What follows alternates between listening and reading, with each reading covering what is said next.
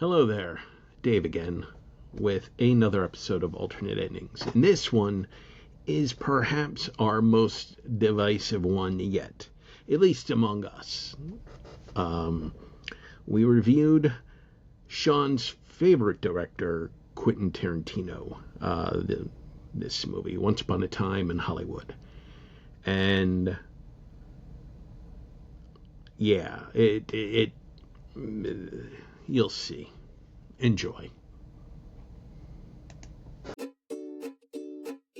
It's the Alternate Endings Podcast. Alternate Endings Podcast. And this was our lame-ass theme song. We on! Hey everybody, welcome to Alternate Ending. Today we're going to be discussing Once Upon a Time in Hollywood. So if you haven't seen that and don't want spoilers, then maybe don't listen to this episode until you've seen it. We'll get to this, but I think that this is actually, and I don't want to spoil it now, even in the episode, but this is like, in my mind, the perfect, a great show for this podcast, because for me, it's all about the ending. Like this one is like, boom. So kind of excited. For next week is the same too. Okay, I'm eager to see what that is, because just a little recap previously on Alternate Ending. We talked about how we're going to start kind of like bombing each other with our topics, dropping them. So I have no idea what Sean's going to say that we're going to watch. It's probably going to be a Serbian film. No, you took my joke. I'm It's making so you all predictable. watch that. No, you're not. I think you could probably get Johnny to break his rule for something like John Wick, maybe, but it's not happening with Serbian film. Literally on John Wick, you could just skip past the first 10 minutes and you'd be good to And go. you Well, actually could. that's what I'm wondering. I'm wondering if you could get Yeah. the effect, because I've heard so much about the franchise. I will. I'll watch a Serbian film with you guys if the trade-off is we get to all be in the same room. Like if we could just do away with this. Oh, by the way, hello future. We're recording this in the past, and I hope you guys are like, ha ha ha. Remember COVID? But according to Dave, that's not going to happen till the next millennium. Fuck you, Dave. Yeah, but I'm like, okay, so I'll watch that film if it means I get to be next to people without fearing for my life and actually having some human contact. So before we start recording today, Johnny's like, man, I'm just so done with COVID. And Dave says, well, the scientists say it's going to be another 7 years. Yeah, way to read those social cues, Dave. You're supposed to tell me what I want to hear. Dave doesn't know how to read social cues. Dave is actually illiterate when it comes to social cues. I think the word is autistic, and you shouldn't make fun of that. Thank you, Sean. Oh, you just made it into something that we're not supposed to make fun of. We were making fun of you. It's very different. No, I think socially I might be a little bit. Yeah. So I took the autism test. 'Cause when we had that whole autism thing, and people are like, you got some. I'm on the spectrum. I'm just saying. I'm not saying I'm full blown, but I'm on the spectrum. Oh, okay. So. Well, fair point. But fuck you if you think we're going to stop making fun of you about stuff like that because of it. Like, you don't get it. No. You can make fun of me all you want. All right. So I don't know if Something Cool is officially part of the thing. Are we doing that? I think they are. Yes. All right. I got a quickie one. I watched. Now, okay. I like old movies, unlike Dave, who's allergic to black and white.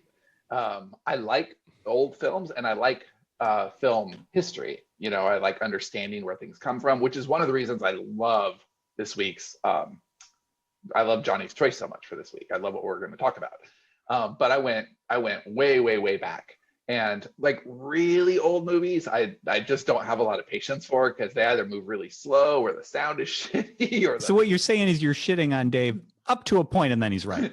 No. Like I do try. I usually don't enjoy them as much as I want to. Like I'll give. Is this like when you almost recommended Seven Samurai and then said no, don't watch that? Yes, it's exactly like that. So Seven Samurai, like I tried a couple times. I just all sorts of hardcore people right now are really pissed at you. Oh, I know. I know.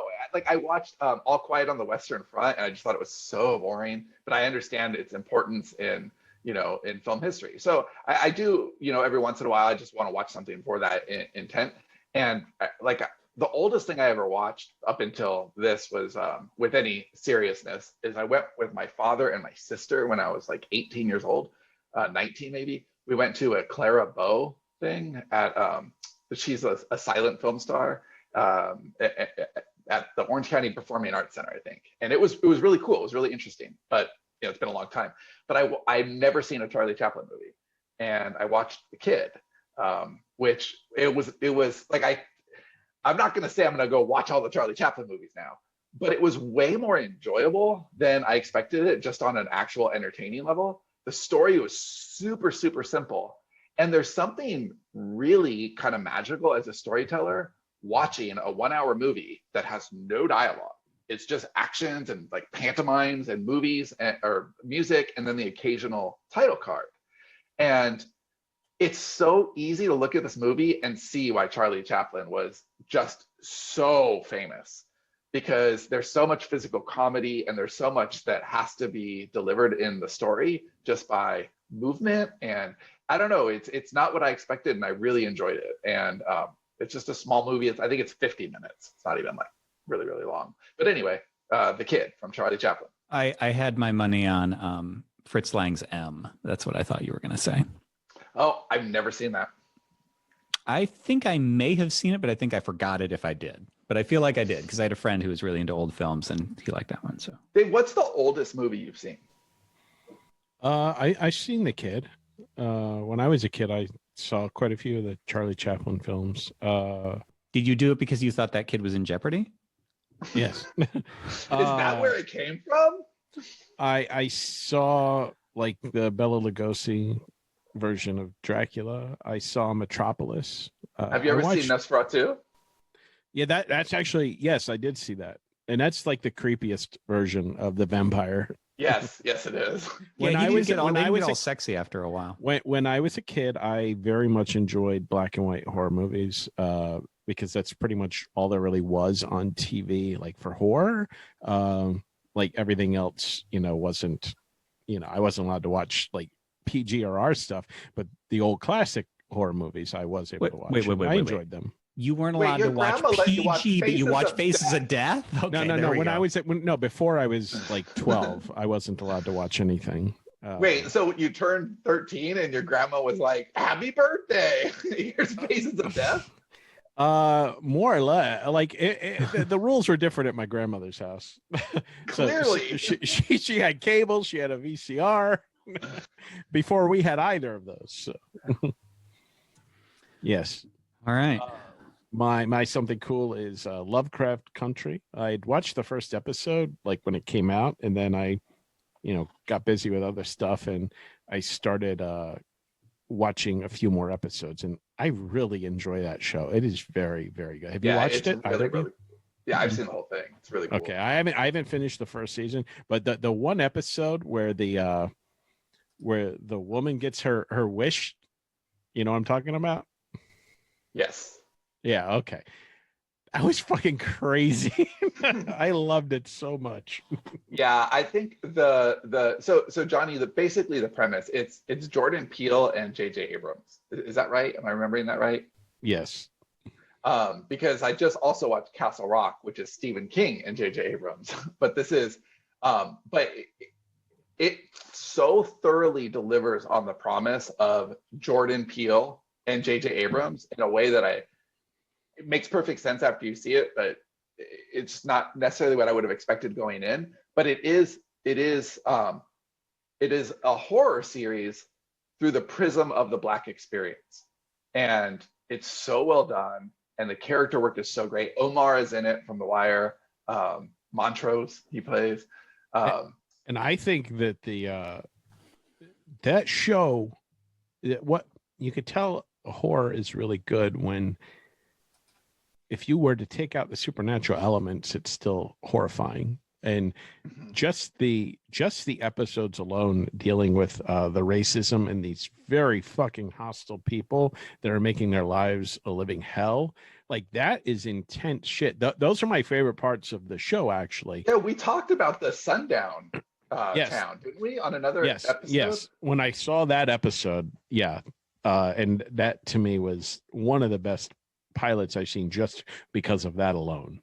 Yeah, that was super great. And it's not a show that Cindy's going to be into, so I watched it with Haley. But yeah, we do really they dug it. Do they kind of there's an overarching mythology, but do they sort of do like a monster of the week? It feels like they're doing different. Okay, it's very much monster of the week, and not all. That's not my favorite thing. I didn't realize that going in. Yeah, it's not mine either, and not all the episodes land the same. But I really admire what they do, because normally that's not my favorite thing. But I actually pitched an idea to Johnny that was sci-fi, but it was like taking this long timeline thing and doing a different style of sci-fi story for each one of the books. And that's essentially what they've done here. They're like, okay, we're going to explore a different kind of horror. We're going to do the haunted house story. We're going to do the adventure story. And I don't even remember what you're talking about, which is funny. It was for the Bean. It was, it doesn't matter, but they're exploring a different style of horror with every episode. And it feels like they're touching on different Lovecraft stories in each one. I haven't read enough Lovecraft stories to remember reading that many to know if they're hitting different stories from there. I've actually never read Lovecraft. I've never read Lovecraft. I have, and very overrated. The ideas and stuff. I read half of one Lovecraft, and I'm like, this is not for me. But my sister was really into Lovecraft, and anyway, I did like Lovecraft Country a lot. I'm looking forward to season 2. And also, just last point on Lovecraft Country, the cast is phenomenal. Everyone is just super good. And I forget the lead's name, but I'm seeing that guy pop up everywhere. I just watched Da 5 Bloods, Spike Lee's movie, last Friday, and he's in that. And I just watched another movie called The Last Black Man in San Francisco, and he was in that, and he was really good. And I haven't seen him be even remotely the same in the 3 movies I've seen. So I think that guy's going to be pretty big.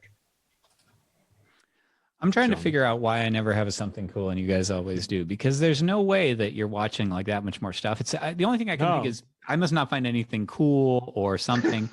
I mean, I'm still making my way through Money Heist, which was cool through season 2. And then it was like, I just started over again, and I got to season 3 and 4 is the same thing again. I really like that you told me that yesterday, because I've been wanting to watch Money Heist, but it just seems like such a big undertaking. I'm really happy to know I could just watch the first 2. I'm so insulted by the title, Money Heist. It just feels like the Spanish name is La Casa de Papel. It had to appeal to dumb Americans. But why didn't they call it House of Paper? Because do you know the premise? Yeah. Okay. Well, so for those of you out in podcast land. Okay. Yeah, they break into the mint and they make their own money, which is like a really cool idea. So House of Paper is like this really, it works. And they call it Money Heist. But then basically, without spoiling anything, they're done with, like, they could stop after 2 and then they just do it again. And you're like, yes, but do you know how popular it was? Yeah, that's exactly what it is. Boy, you guys should have kept this going. That's okay. We can reboot it. We can go back. Why don't you just stop watching that and move to White Lines? Because I have 1 episode left. 1. And I can't stop with 1 episode left. Yeah. Have either of you watched Dark on Netflix? No, but I watched the pilot, and it promises a lot of awesomeness, but I'll have to revisit it. It's from what I hear, and like so many people have told me to watch it. Like all 3 seasons, it ends perfectly, and it achieves what it set out to do. So yeah, the pilot very complex. I talked to you right after I finished the pilot, and I said, "Oh my god, dude, this has some serious echoes of White Space." Yeah. I wish that my wife's tastes were better aligned with mine, because so many of the cool things that I want to watch, I would have to watch alone, and they're TV shows, so they're hours and hours and hours. What about Austin? I have a Haley for that. What about Austin? Yeah, I mean, it depends. There's certain shows, but in general, not as much. He's just not. You can hang out with Sean and Haley then. Yeah, I always have 3 cues. I have my cue with Cindy, and then my cue with Haley. All right. Well, moving from Sean's cues, what did we all think of Once Upon a Time in Hollywood?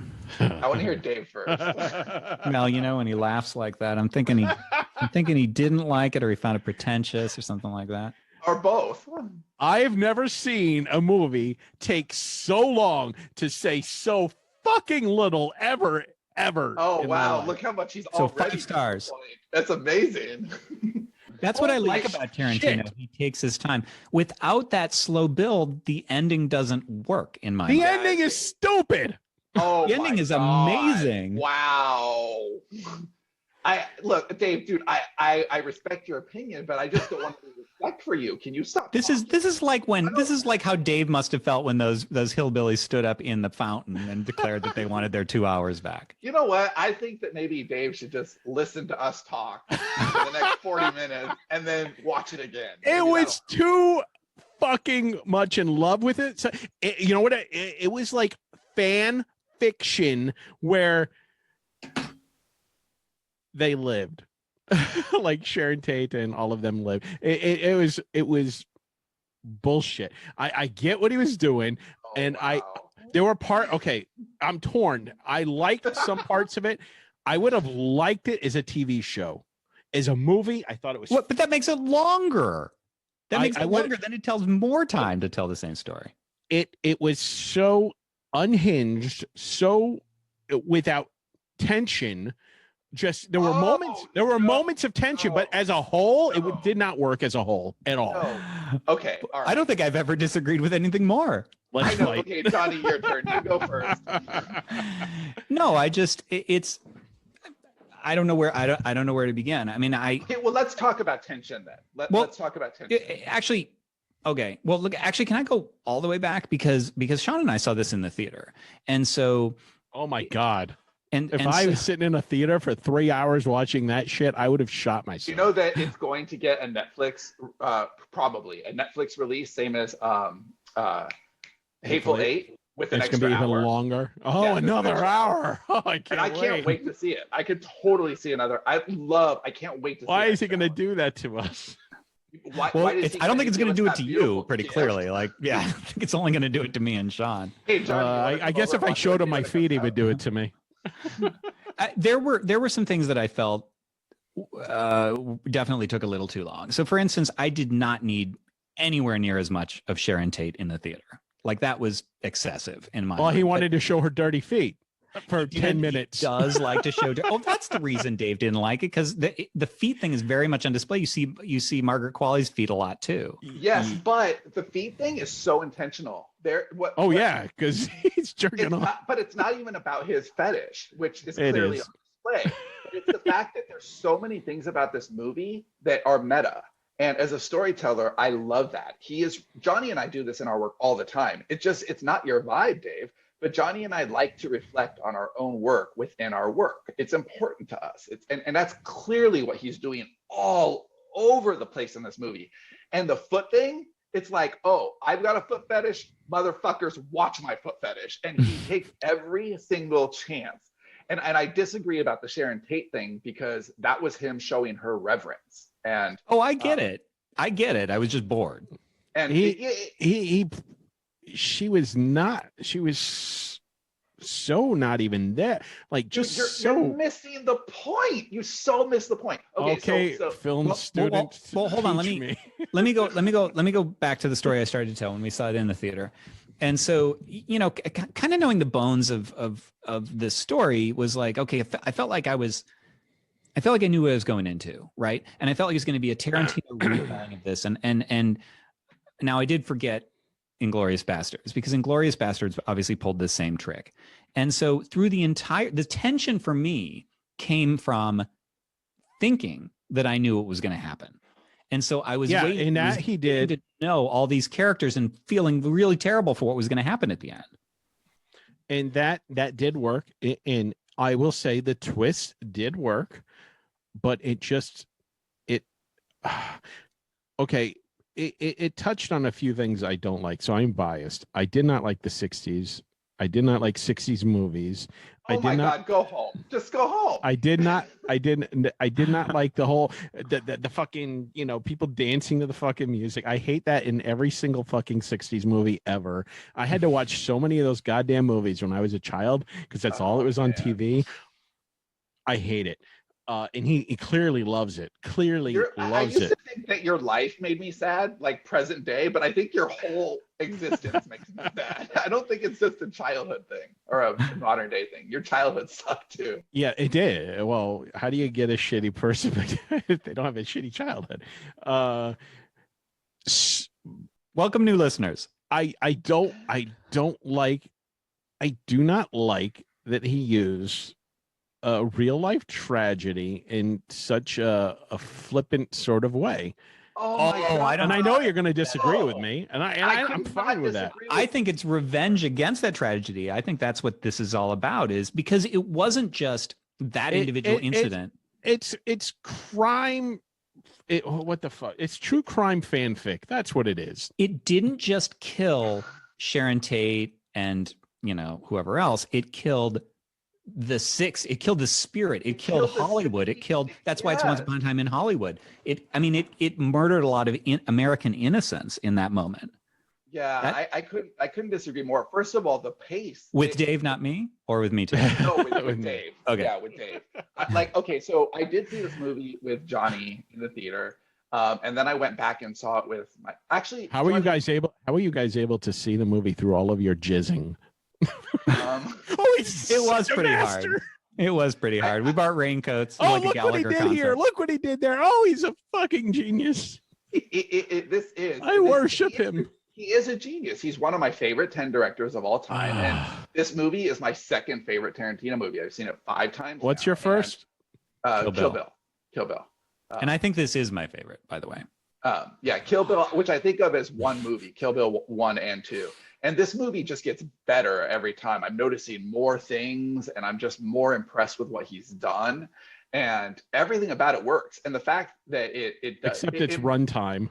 It moves like a movie from a glacier. Yeah. Super high production values. I don't have a problem with that. And I think that, the Tarantino is not he's always delivering something that is filtered through his experience as a film goer. And so this is his most meta movie ever. So Reservoir Dogs, for example, is not a movie about criminals. It's just not. In Dave's parlance, it's fan fiction about a crime movie. I did like that movie. But it's the same thing. It's Tarantino they're not real criminals. They're what he feels it should be like to watch criminals on screen. That's what you're watching. And this wasn't fan fiction. It was a bleeding heart love letter to the 60s that was stolen away. Or an obituary on the 60s, which is maybe even a better way to see it. I agree, actually. And for me, this movie is the most personal Tarantino by far. I'm not quite old enough. I grew up after this was already over. I grew up in the 70s, not the 60s. But shit, there was the way he recreated old. I'm just technically it was an amazing movie. I'm blown away. And I was in California. I have more of a visceral reaction to what he did and an appreciation for what he did. And it's not fan fiction for I don't even know what you said, but it's such bullshit. It's true crime fanfic. It's truly the bad guys get theirs. So why did you like it in Inglourious Bastards and not here? Or Django Unchained? That was my least favorite part of Inglourious Bastards. I love the beginning of Inglourious Bastards. I don't like camp. That's all it is. I don't like camp, and I'll never like camp. I don't enjoy it. It's not amusing to me. For me, that boring. For me, I think the way it was for me was the ending would not have worked without the whole movie as set up. The movie had to be the what it longest joke setup ever for a punchline that failed for me. And not a joke, but to be waiting for this thing to end and then to have it turned around. The other thing too that happened is, so there's the ending and then there's the literal ending where he goes up the gate into Roman Polanski's house and everything. Oh my God, and I was waiting for a coda. It took me a while to dawn. I was like, wait. He just reinvented that. And I knew it, but I was still waiting for something. I was waiting for something to still happen and it didn't. And then I was like, I don't know. The emotional reaction could not have happened any other way. If I'd gone in spoiled, if I'd have gone in figuring there would be a twist like Inglourious Bastards where, P.S. Hitler didn't really die that way in real life. So I just spoiled Inglourious Bastards. Sorry about that. But I don't know. I mean, I just loved that. I loved the trick that was pulled. I think normally I like to talk about the ending at the end of our shows, but I think it's really appropriate to talk about it earlier here because the ending for this movie is kind of the movie. And that line is there's a line earlier in where Leonardo DiCaprio is talking about buying real estate in LA. Right. You don't live here unless you have real estate, or you aren't. You don't. Yeah. Okay. Whatever. And he's like, who knows? You're one pool party away from whatever. And then the very end is like him actually meeting the neighbors. Right. And it's just such a beautiful epilogue. Like that is like it. I've seen it 5 times and it still just punches me. I liked Brad Pitt beating up the guy. I liked the flamethrower scene. So there were elements of it that I liked, and I was in the moment. But the fact that it was about a true crime, I don't know. There's something unsettling to me about that. It feels like it's I don't. It feels just. It feels exploitative to you. Yeah, it does. And I didn't feel it was exploitative at all. Okay, well, I felt like it was so reverent. Well, hold on. I want to hear what Dave said to say. Yeah, I don't remember. There were parts of the movie that I genuinely loved, and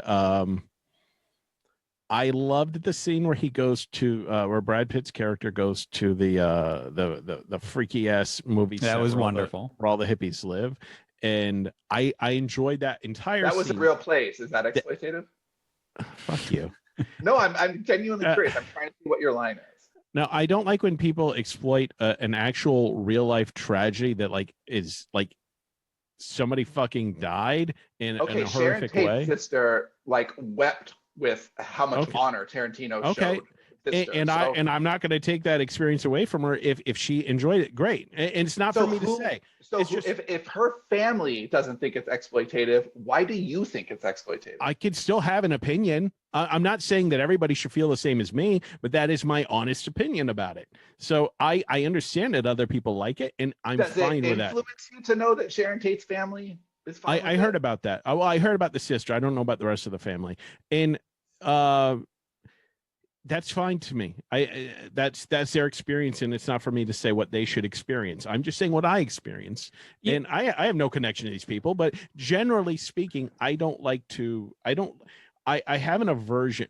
For a long time, I had an OCD where I couldn't even look at a dead person on screen because it impacts me in a very different way than probably you people, normal people.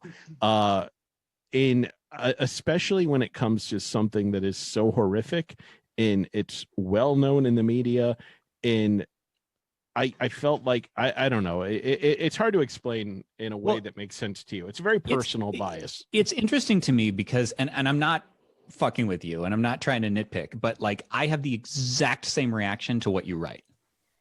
But mine's all exact fictional. Same thing. Yeah, I know. But I'm like, but if this were a fictional people, if this were not based on that, and I know it wouldn't work the same, I understand, but if it were a fictionalized thing of somebody else, I would have totally been into it more than I was. I'm not accusing you of being exploitative. So much less. Okay. But the thing is, if it were so school shootings. So for those of you who haven't read Dave's stuff, he has a few things with school shootings.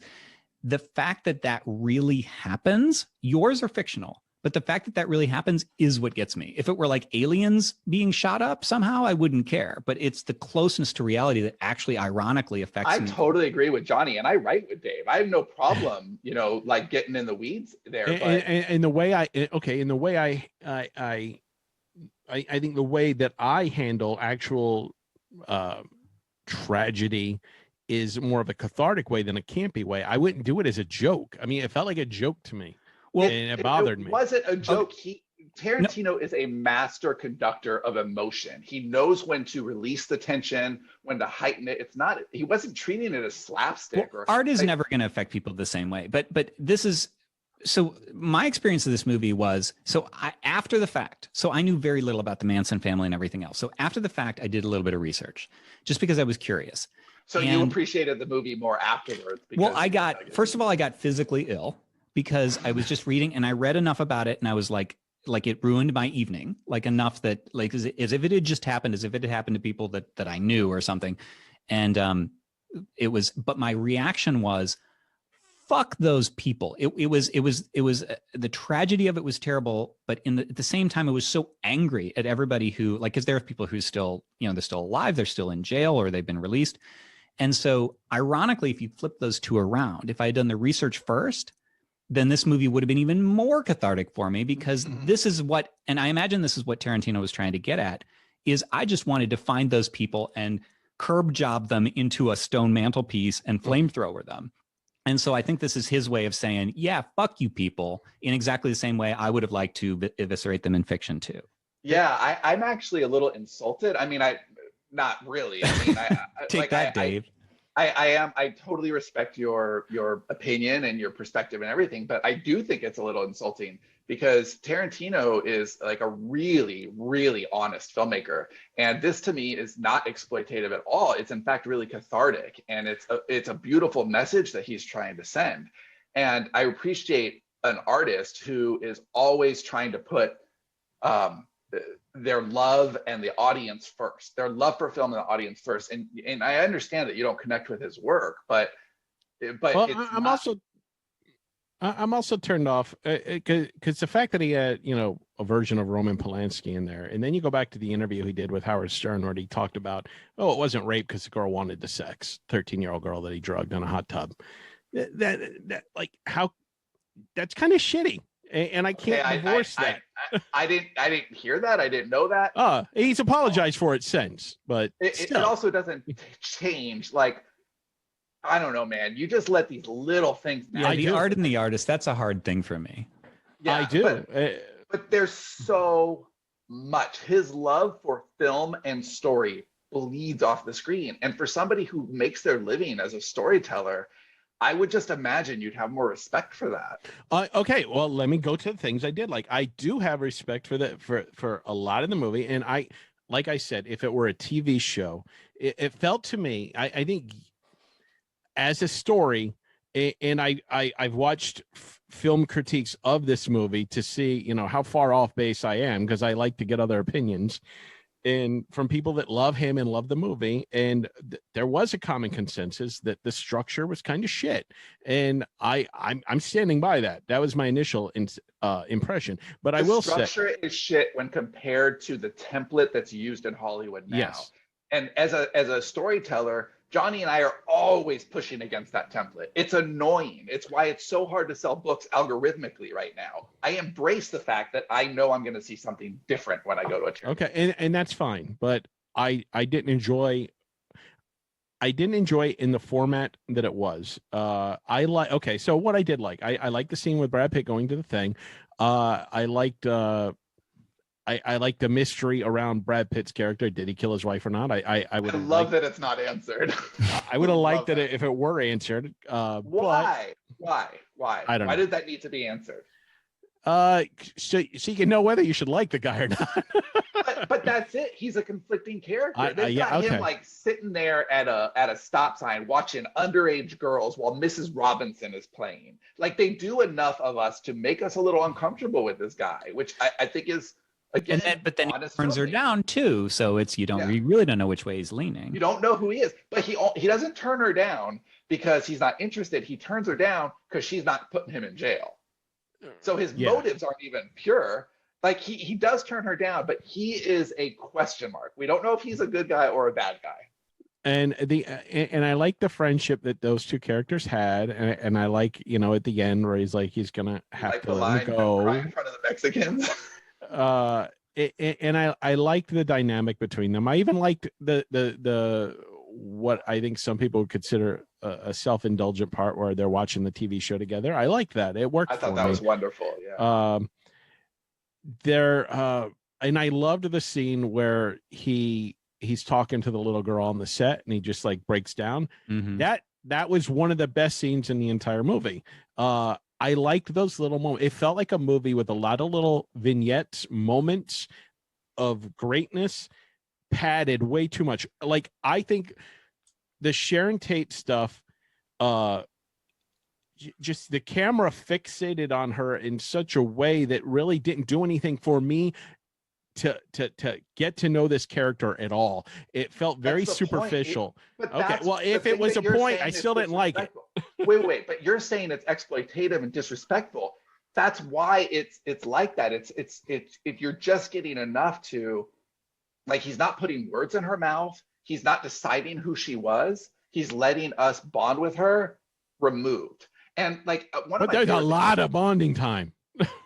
Like it felt like that's where the tension comes from, because if you know what happens to her, you need to see those, or the tension isn't there in the movie. And I have heard complaints that this movie does not have enough tension, and also complaints that Sharon Tate is like those complaints are clashing against each other, because you need Sharon Tate in there to build that tension. So I was going to say, and that's, so I'm pivoting us here.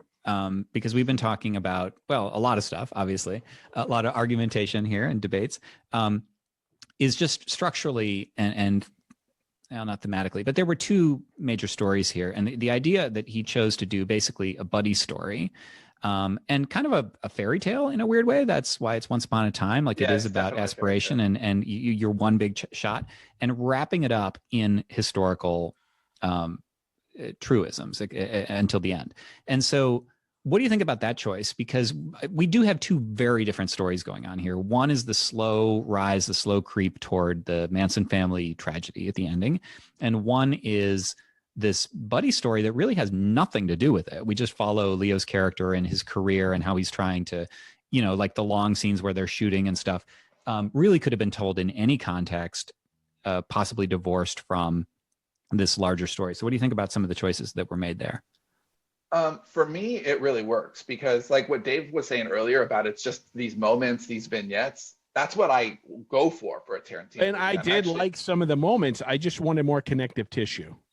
But there is connective tissue there, and you're just not cottoning onto it. You know, it's like his movies are really layered, and they're really thoughtful. And that's why he only has 9 of them, despite working for 30 years. You know, he really pours all of himself into a project, and you can really see it. And the more times I see this movie, the more I realize how connected everything is. And there's all these beautiful things happening. So like, let's take their friendship, right? There's this beautiful thing that happens where, so Rick. So I need to watch the movie 3 or 4 more times. No, because I don't watch it. I don't think you're ever going to connect with it, and that's just fine. He's not an artist that you connect with. But for me, having said that, and the problems I had with it, I would have loved it as a 10-part TV show, even longer if it was a TV show. That is so stupidly inconsistent. Yeah, I don't understand that either. Well, because a TV show has a different sort of story structure. So why don't you just relax your expectations, dude? And like. Take that, Dave. Because I'm sorry, I expected the movie to. That's what I love. He's not making the same movies everybody else. Which, I mean, just as an example, just little tiny things. I remember the scene when we first see that party scene that Dave hates so much, and it just stops and says like "Mama Cass" or what. Like he just puts a super over the screen. I like that's not normal. Or the fact that Kurt Russell's character is the narrator. Why the fuck is he the narrator? That doesn't make any sense at all. But he's just making these decisions and saying, "Oh, that's conventional." Well, no, I'm not going to do it that way. I think it's a meta reflection on his career, and there's a couple of examples of that. So, for example, and by the way, I like the party scene. I think the party scene gives us a lot of little things, and I like the party scene too.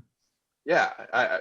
Anyway, like, okay, so Rick is a famous Hollywood actor, and Cliff is the stuntman, and that's their on-surface roles. But throughout the movie, they're actually inhabiting those roles. So you've got Rick, who's always on screen, either practicing, playing danger, you know, whatever, and then you've got Cliff, who's actually going to Spawn Ranch, and he's in danger. So even on a meta level, their relationship is there. Or okay, here's something I really loved. If you look at that relationship, this is another example of like meta storytelling. So the Al Pacino, the Lunch with Al Pacino, where which I could see Dave not vibing with that scene because Al Pacino. Oh, I like Leo's stutter in it and how it was subtle, and I thought it worked. Like I enjoyed a lot of the moments. I just didn't enjoy. I don't know. Okay. I would have to watch it again. This is a serious question, because you like a lot of the moments. It's beautifully made. It's really well written, well directed, and well acted. Like, can't that be enough for you? Like, I don't understand. But if overall I don't enjoy the whole movie experience, and I felt it dragged on. Those are But do valid. you feel like you don't enjoy the experience because you're bringing a lot of baggage into the Yeah. movie? Oh, I've already said that, but I think we all do. Yeah, it's fine. I mean, I didn't love Train to Busan quite as much as you guys did because I just don't vibe with zombie movies all that much. And I admit to my biases. So yeah, I'm not anyway, delusional. In that lunch with Al Pacino, he's basically talking about what he's done, what Tarantino has done. You know, he's talking about, you know, you bring them in as the heavy, which is especially hilarious because Leo was brought in as the heavy in Django, right? And in here, he's talking about, you know, they're all tired and they're just going to reinvent. That's what he's done with Keith Carradine and with John Travolta, and on and on and on. He has a history of being able to do that exact same thing. And you've got this producer, and I loved his whole explanation of how they did it, and it was all so perfectly done. And I don't know, man, just a reflection on filmmaking and storytelling, and an obituary as yeah. And to my mind, this really is. He's excavating a world that doesn't exist anymore, and he's doing it with reverence, and he's sort of explaining his reasons why it didn't work and why it was beautiful when it did. So a lot of the just the casual things that were happening in the background socially, the things at the party, the I can't think of specifics, but like those are things that literally can't exist anymore.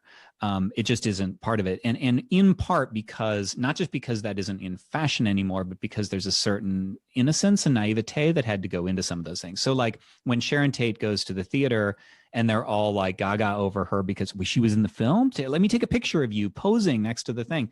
Like we're just a little too jaded for that now.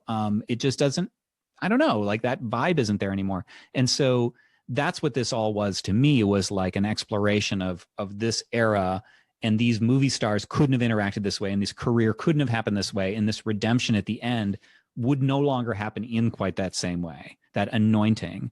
And he wrapped it all up in this true event. And I mean, I also have a little bit of a fetish for that, when you can take a true event and you thread it through and then you change it just a little bit, or in this case a lot.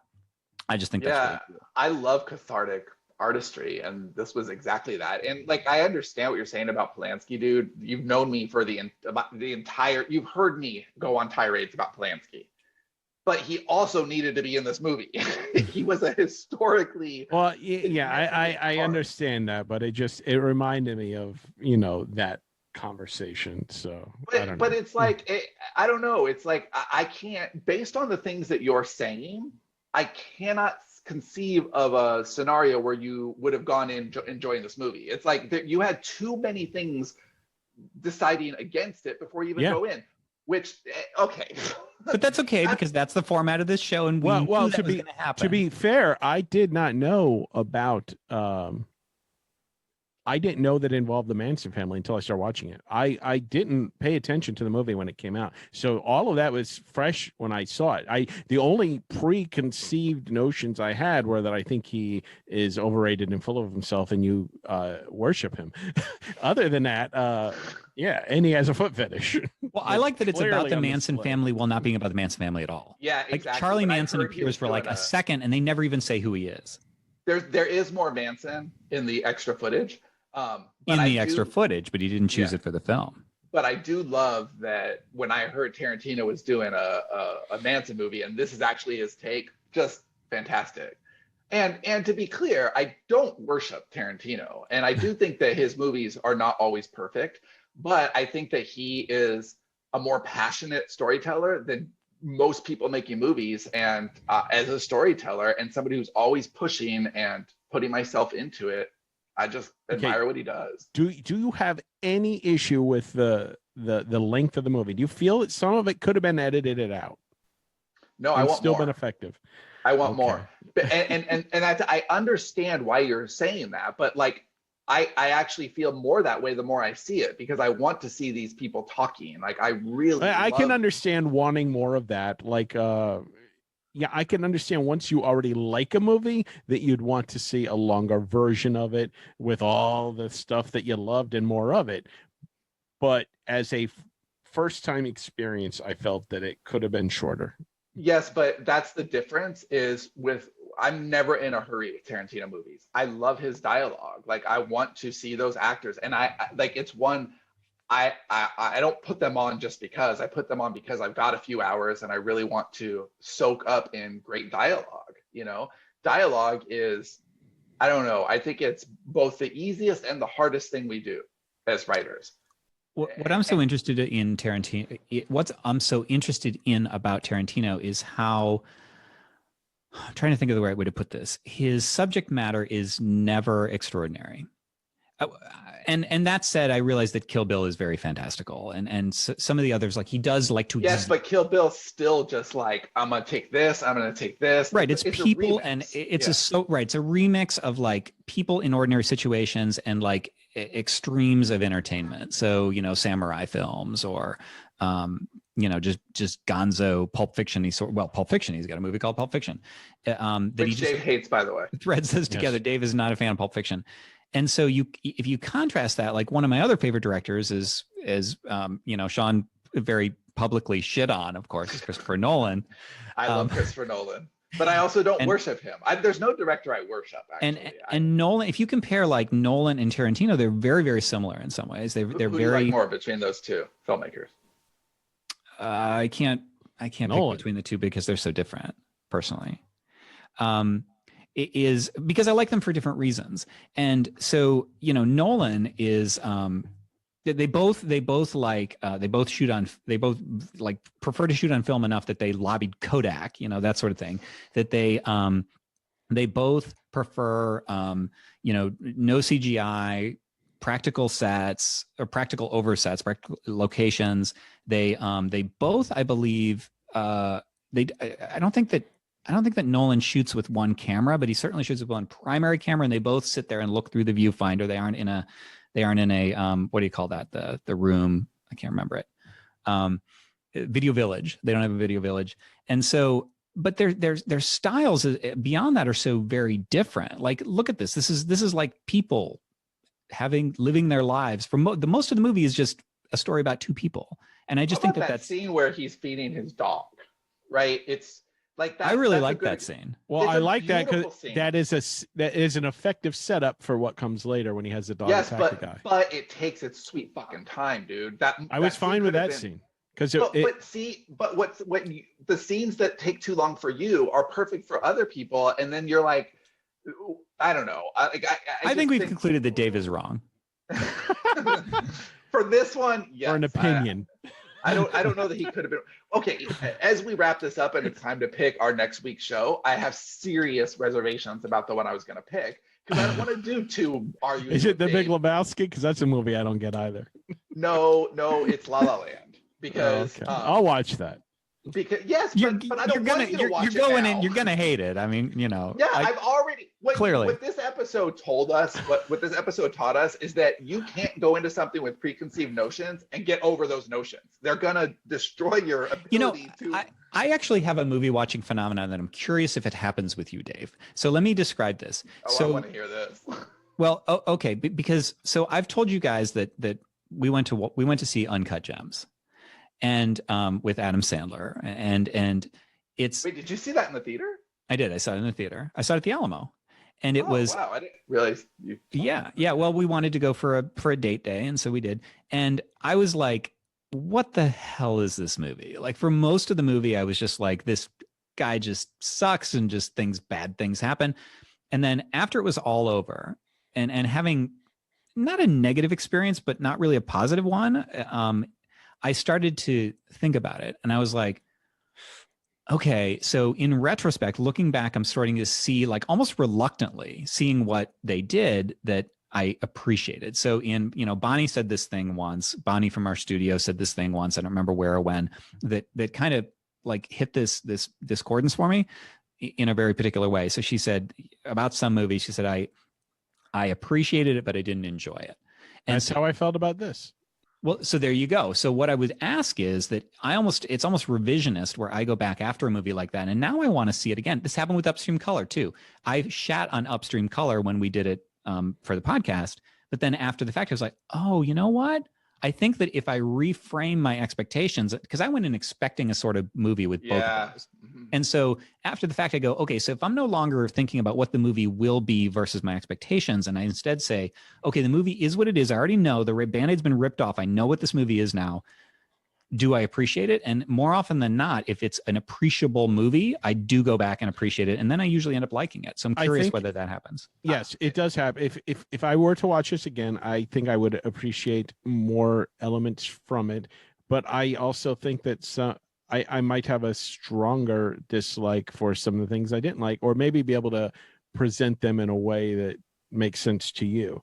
As far as the whole, Sharon Tate thing, that's a very personal thing. And I don't expect people to, agree with me or take, my opinion is they should adopt it.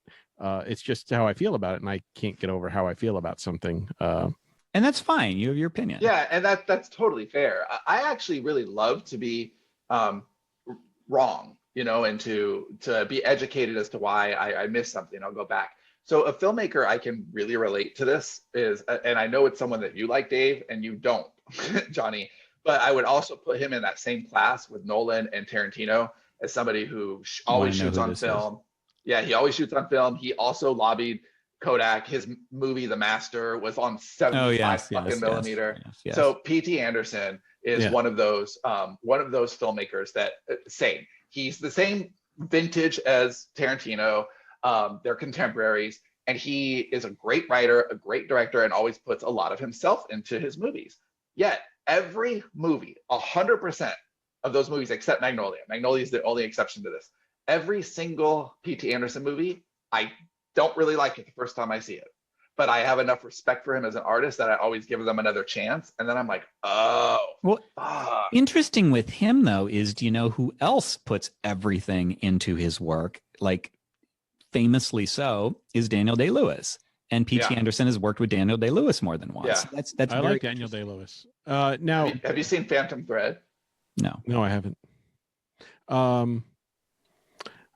I thought of Magnolia while I was watching this, because I was thinking, because I figured Magnolia might come up in conversation, and I was trying to think, because this movie felt extraordinarily long to me, and maybe I was a little tired, and I had something to do with it. But I thought about but it wasn't a 10-hour TV show. That would have been way shorter, right? Well, I wouldn't watch all 10 hours at once. Fuck. I don't even do that with shows I like. Pause in the middle and come back to it. I did press pause a few times, but I try to stay in a movie because I don't want to break my concentration. But I will say, Magnolia is a good example because a lot of people don't appreciate Magnolia, don't like it. They don't think anything's really happening. But during that entire movie, I felt a rising tension towards something. I didn't know what it was going to be, but I felt it. It was palpable. I did not feel that with this movie at all. That's because you don't have a relationship with... Maybe. I didn't have a relationship when I saw Magnolia. That's the first movie I ever saw by him. So I went to the theater opening day, knew nothing about the movie, and was just in awe. Yes, but you also didn't go in with all of your preconceived notions. And and I'll agree. I agree. We've that's never, interesting. ever. Because I didn't like Magnolia, and I know that you two love Magnolia. I also did not like There Will Be Blood. That's going to be next week's movie. And I don't. But what's interesting about P.T. Anderson is that I do understand that he's a craftsman. Like I do respect that. But it feels I didn't like with, There Will Be Blood. But you don't. Yeah, I didn't like There Will Be Blood at all. But I feel like with a lot of movies, so again, like I'll use Uncut Gems. Just I haven't seen that again, but I feel like I would. And there's almost this weird backdoor way that I sometimes like things. No jokes on the backdoor way. Is where like if I don't like something, but I do appreciate it. That's called Peggy and Johnny. Then usually I can loop back around, and then I learn to like it for the appreciation. It's different from liking it on a pop value. Like this was fun, and I'll be like, okay, this is like appreciation sub 2, right? But with P.T. Anderson, for some reason, I don't think that I would ever like There Will Be Blood. It's just too bleak. There's something about it that's just so nihilist. Bleak. Yeah, it is very bleak. Well, I was going to say, one of the reviewers I like on YouTube, Chris Stuckman, does a lot of reviews, and I think most times I agree with everything he says. He loves this fucking movie. He did point out that some of the same issues I had though, but he still loves it, and that's fine. But I will say, after listening to him talk about the movie, I appreciated elements of it a little bit more. I don't know if I would He enjoy doesn't the give whole us thing. that, Johnny. He likes Chris better than us. No, I mean, you guys talking about it is no, because you're saying similar things to what he'd already said, and I already understand that, and I appreciate it. Yeah, I'm not saying you guys are wrong to like the movie. I'm saying this is fully on me. I just don't get it or like it a whole lot. I liked a lot of elements of it. Just as a whole package, it did not work for me. I think that's well, I think that's what's going to be interesting about this show is some of the things that there's probably a line where there is a line where we want to respect each other's opinions and not like try to convince in a like past a certain point. Sean. But the same thing happened. David, you're objectively wrong.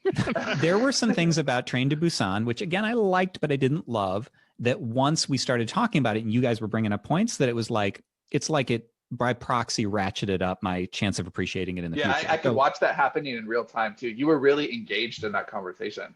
So Uncut Gems is interesting in that way because I had a very different experience than Johnny. Do you know this, Johnny? I mean, I know I've told you this, but do you remember? I don't think so, but I want to know, Dave, have you seen Uncut Gems before? No, I'm not a big Adam Sandler fan. Well, but it's not Adam Sandler. It's not, it's not. I know. Yeah.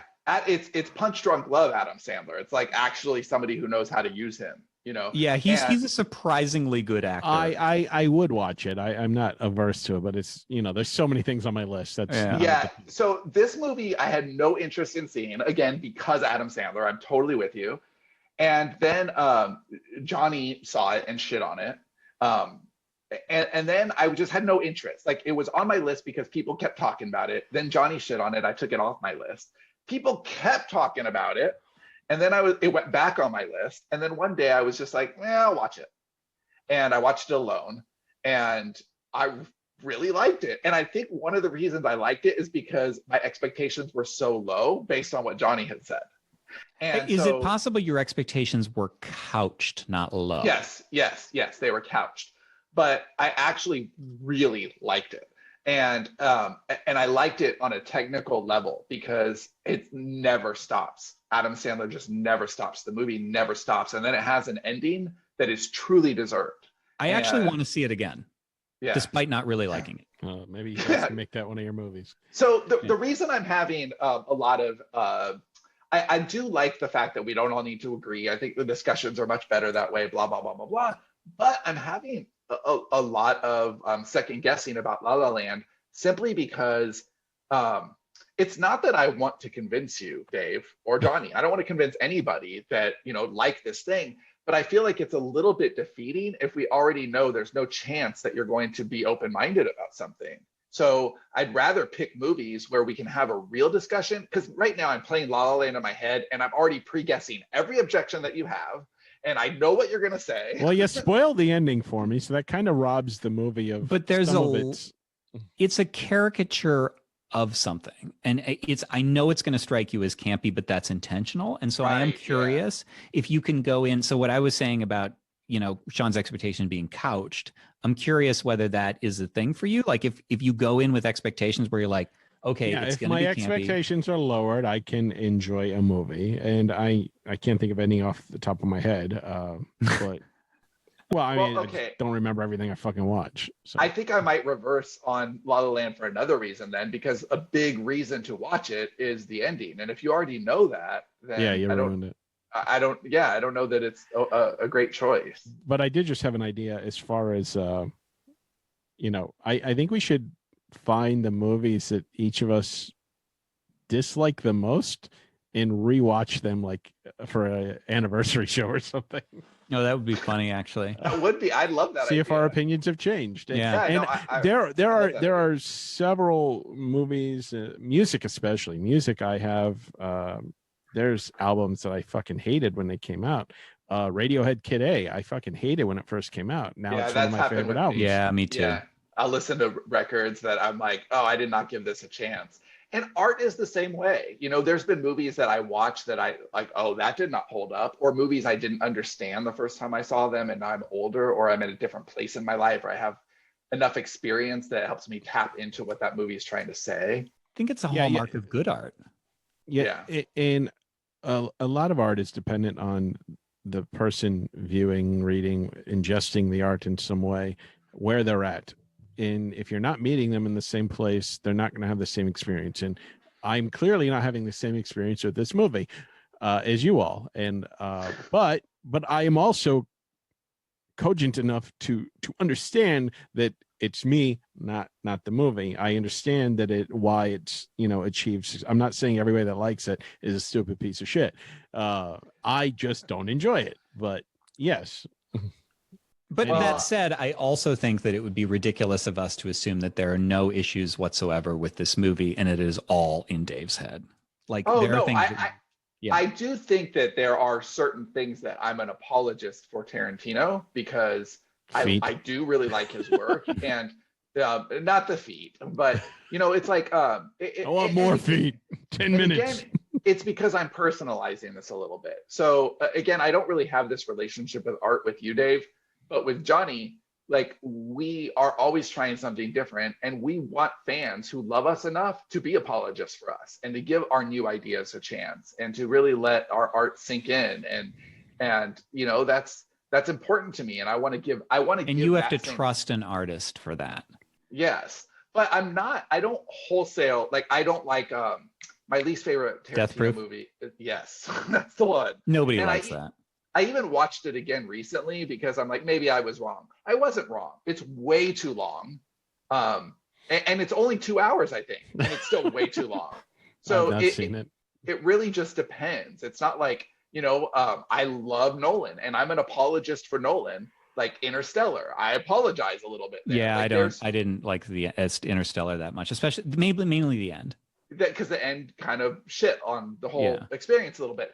But like, I will apologize up to a point, but as we famously saw on our first episode, I didn't apologize for Tenet. I'm like, no, I really, this worries me about the direction he's going. And I like how intentional with his career Tarantino's always been from the very, very beginning. He said, I'm making 10 movies. And then that's pretty ballsy, I gotta say. Yeah. And so every project that he picks has this sense of importance. You know, can you imagine if Nolan just said, all right, guys, I got 3 movies left? You know, there's something really special about the way he's handled his career. And I do want to give him the benefit of the doubt every time. And he's disappointed me once, you know. Pixar's another, you know, same. Like, I want to apologize for Pixar. I always want to give them the benefit of the doubt. But you know what? I watched The Good Dinosaur again recently. It is a piece of shit. It's just I've not seen it. Yeah, I didn't like that.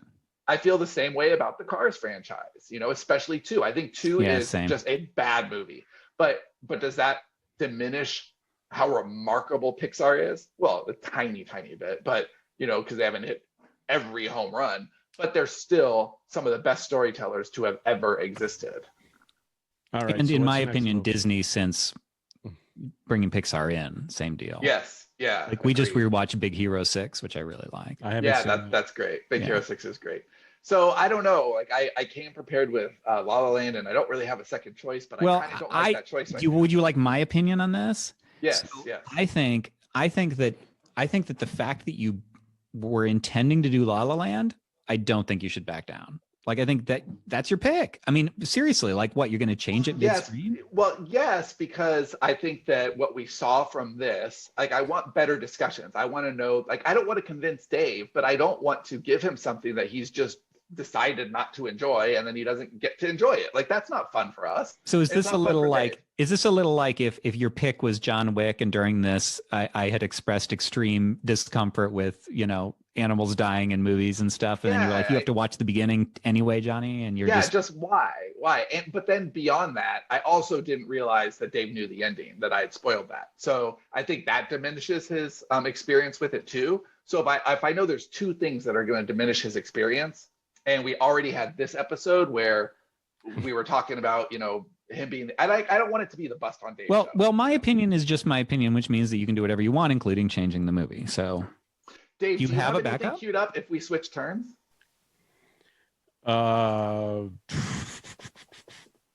I haven't seen the Big Hero movie. I don't know if y'all want to watch a cartoon. Big Hero 6. Sean, why don't you switch to Ratatouille? Okay. Okay. You were Yeah. pitching I love Ratatouille Ratatouille. last week. All right. Yeah, I'll do Dave, that. have you seen Ratatouille? No, I've not seen it.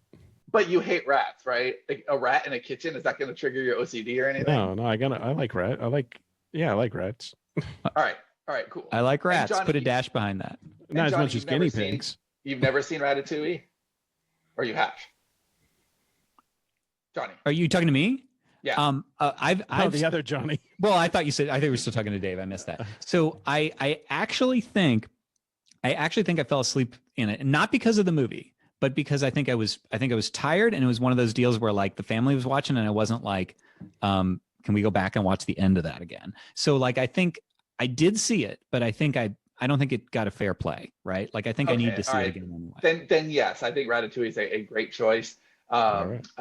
I love a lot of this movie, and I think it goes with our ending discussion. So I think it's a great choice. The only problem I have with Ratatouille is how impossible I find it to spell. that is difficult. Yeah, like I just made myself a note, and I'm like, I'm positive that's wrong, and it bothers me. But it's like maintenance. I can't spell maintenance. Maintenance is a hard word, surprisingly. Yeah, maintenance. All right. So that's it. So I felt like that was a lively discussion. I felt like that was a good episode. That was a lively discussion too. I like that the question is, was it lively? That we don't discuss whether that's good or not. There's really no question that it was lively. But I feel that was good. I feel it was. I love Dave's suggestion to take our hated movies and watch them on the anniversary. I think. I do too, because I think that in my case, assuming the hate is the right kind of hate, like I could definitely see that having a reversal for me. Because I'm telling you, like I said, I shat on Uncut Gems, I shat on Upstream Color, and I know I like Upstream Color now, and I think I very well might like Uncut Gems now. So I could see that happening. Yeah, that's There Will Be Blood. I don't think I'm gonna like that if I watch it again. No, I don't think so. All right. Well, thanks everybody for listening to Alternate Ending, and we'll see you next time. Adios.